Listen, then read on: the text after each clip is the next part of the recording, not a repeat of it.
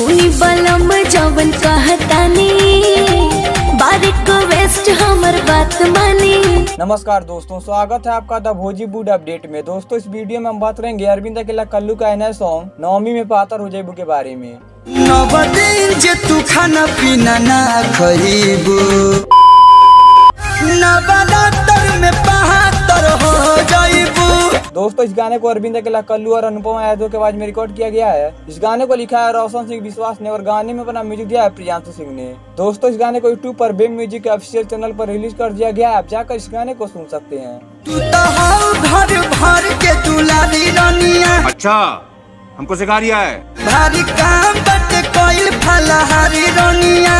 दोस्तों बात इस गाने के बारे में, गाना काफी बेहतरीन सॉन्ग है और आपको एक बार इस गाने को जरूर सुनना चाहिए।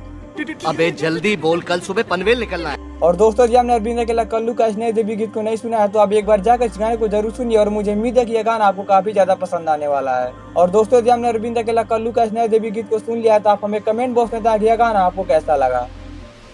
मजा आया और मैं ये जो मजा है हिंदुस्तान के हर व्यक्ति को देना चाहता हूँ। और दोस्तों भोजपुरी के ऐसे लेटेस्ट अपडेट पाने के लिए बने रहिए हमारे चैनल द भोजीवुड अपडेट के साथ। और वीडियो पसंद आए तो लाइक कीजिए, शेयर कीजिए और साथ ही हमारे यूट्यूब चैनल द भोजीवुड अपडेट को सब्सक्राइब कीजिए। मिलते हैं अगले वीडियो में।